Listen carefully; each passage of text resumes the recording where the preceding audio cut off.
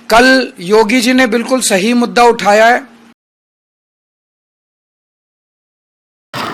उत्तर प्रदेश में समाजवादी पार्टी की सरकार बनाने का सियासत में जुबानी जंग ना हो तब तक सियासत का मजा नहीं आता है, लेकिन ये जुबानी जंग जब दो नेताओं के बीच में चल रही हो और ऐसे में तीसरा नेता आकर कहीं पहले उस नेता को ललकार दे जिसने दूसरे नेता पर कहीं ना कहीं जुबानी हमला किया हो, कुछ ऐसा ही देखने को मिल रहा इस वक्त उत्तर प्रदेश के साथ साथ दिल्ली की राजनीति।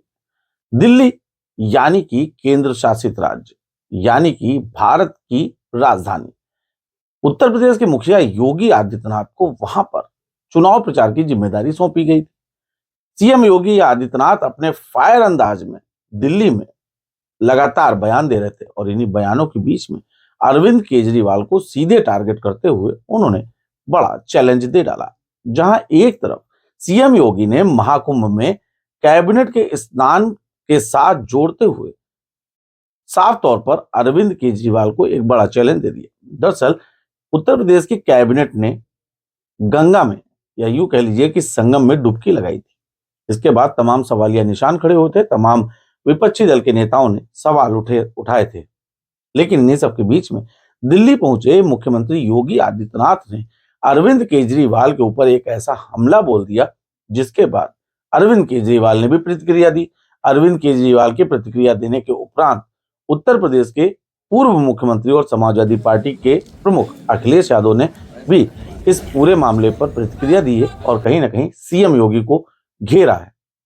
क्या कुछ है पूरा मामला, हम देंगे आपको जानकारी। नमस्कार दोस्तों, मैं नितेश चांडिले और आप सभी मुझे देख रहे हैं फिल्मीटिक्स पर। उत्तर प्रदेश के मुखिया, सूबे के मुख्यमंत्री योगी आदित्यनाथ दिल्ली दौरे पर थे। वहां पर उन्होंने चुनावी जनसभा को संबोधित किया। इस दौरान उन्होंने अरविंद केजरीवाल पर बड़ा हमला बोला और यह कहा कि उत्तर प्रदेश की कैबिनेट गंगा जी में डुबकी लगा सकती है। क्या अरविंद केजरीवाल अपने साथियों के साथ यमुना जी में डुबकी लगा सकते हैं? जाहिर सी बात है, क्रिया होगी तो प्रतिक्रिया भी होगी। अरविंद केजरीवाल ने इस पूरे मामले का जवाब भी दिया। अरविंद केजरीवाल ने सीएम योगी को एक ऐसा जवाब दिया जिसके बाद कहीं ना कहीं राजनीति पूरी तरीके से उथल पथल में आ जाएगी। अरविंद केजरीवाल ने अमित शाह के साथ साथ बिजली की कीमतों पर भी सरकार को घेरा। उन्होंने साफ तौर पर लिखा कि उत्तर प्रदेश में बिजली की कीमतें किस प्रकार से हैं। वहीं कानून व्यवस्था को लेकर जब बात की गई तो अरविंद केजरीवाल ने कहीं ना कहीं सीएम योगी को यह कह डाला कि दिल्ली की कानून व्यवस्था अमित शाह के हाथ में है, उन्हें बता दें, योगी खुद अमित शाह को यह बता दें कि कानून व्यवस्था कैसे सुधारी। कल योगी जी ने बिल्कुल सही मुद्दा उठाया है। योगी जी ने कहा कि उत्तर प्रदेश में योगी जी ने कानून व्यवस्था ठीक कर दी है। मैं नहीं जानता कि उत्तर प्रदेश में कानून व्यवस्था ठीक हुई है कि नहीं हुई है, लेकिन अगर योगी जी सही कह रहे हैं, उन्होंने ये भी कहा कि उत्तर प्रदेश में उन्होंने सभी गैंगस्टर्स का सफाया कर दिया है। अगर ऐसा है तो मैं योगी जी से कहना चाहता हूं कि दिल्ली की कानून व्यवस्था अमित शाह जी के अंडर में सीधे आती है।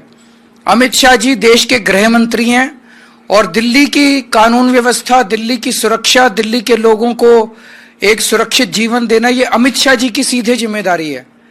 अगर योगी जी कह रहे हैं जैसे कि मैंने यूपी की कानून व्यवस्था ठीक कर दी, तो मैं उनसे निवेदन करूंगा कि आप अमित शाह जी को थोड़ा बिठा के समझाइए कैसे कानून व्यवस्था ठीक की जाती है।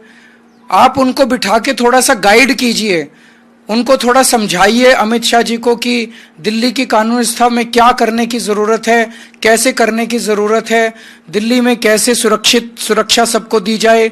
वो कह रहे हैं कि मैंने गैंगस्टर्स सारे खत्म कर दिए उत्तर प्रदेश से, तो वो जरा सा अमित शाह जी को गाइड करें कि कैसे दिल्ली के अंदर गैंगस्टर राज खत्म किया जाए। चलिए, ये तो इन दो नेताओं के बीच में जुबानी जंग चल रही, बयान थे, बयान के ऊपर प्रतिक्रियाएं थी, लेकिन इन पूरी प्रतिक्रियाओं के बीच में अखिलेश यादव ने कुछ ऐसा कह दिया जिसके बाद ये मामला और ज्यादा रोचक हो गया।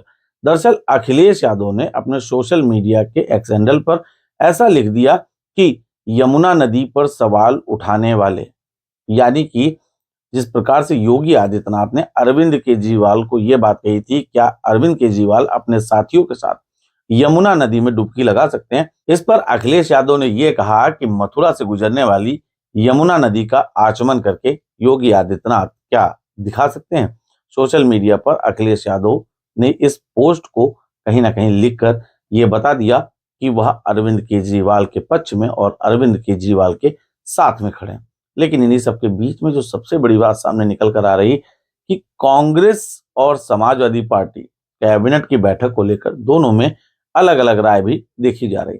जहां एक तरफ कांग्रेस कह रही है कि बीजेपी कैबिनेट बैठक की नकल कर रही है, वहीं सपा कह रही है कि धार्मिक स्थलों का राजनीतिकरण नहीं होना चाहिए। कांग्रेस ने यह कहकर कहीं ना कहीं यह साफ कर दिया कि ऐसे किसी स्थान पर धार्मिक नगरी में कैबिनेट बैठक होना गलत नहीं, लेकिन समाजवादी पार्टी इसे पूरी तरीके से गलत देख रही है। बहरहाल इन तीनों नेताओं के बीच में जो जुबानी जंग हुई है, इसमें आपको कौन सही लगता है, किसका मुद्दा कितना वाजिब है, अपनी राय हमें हमारे कमेंट बॉक्स में जरूर बताएं।